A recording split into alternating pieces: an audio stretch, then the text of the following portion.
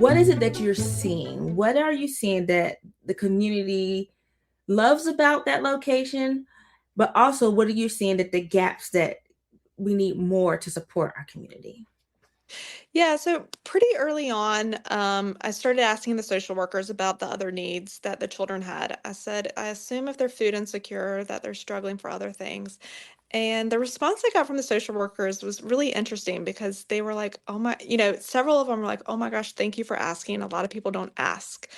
And I think that's a really important thing to think about is, are we asking the right questions? Are we asking the right people? Are we just making assumptions of what needs are and going and doing it? And that has really kind of followed us through Backpack Beginnings of making sure we're doing listening sessions and surveys as we've grown. But a lot of times there are people out there that are doing good work and needs in our community and need support. And the best thing we can do is ask how we can help. So they started telling about some of the other needs, and year over year I would keep those in the back of my mind, and year over year I would kind of think about, is this the time to do it? Do we have the capacity to add those in?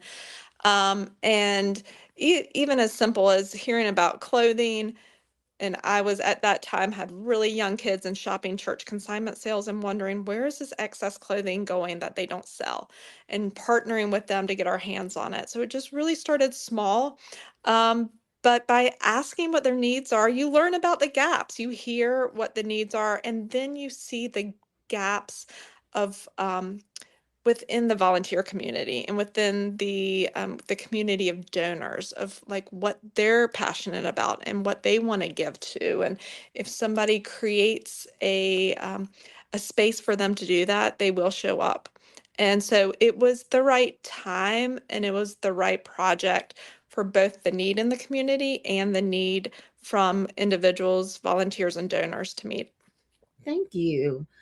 So, with all of that, what are some barriers that you faced in this journey in helping our community be well?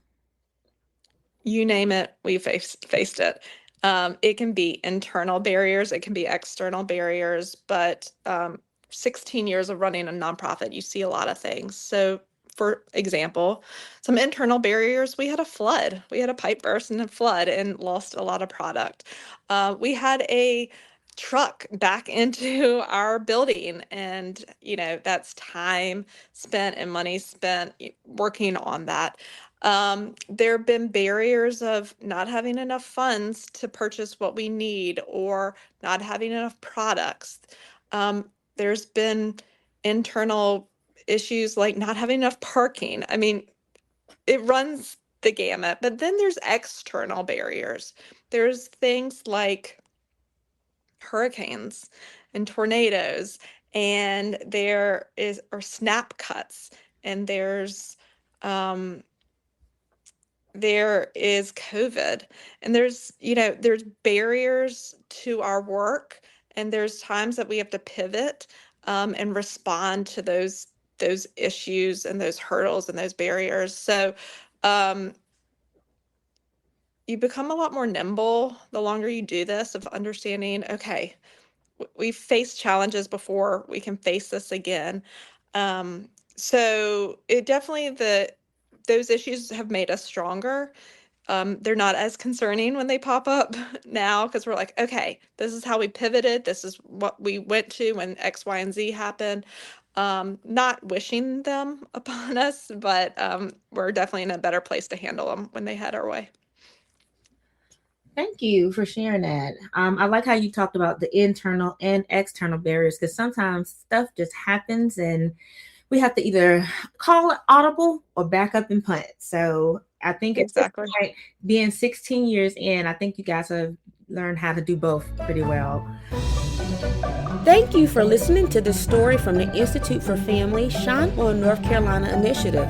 Hear the full story and discover how you can share your own by visiting our website at instituteforfamily.org.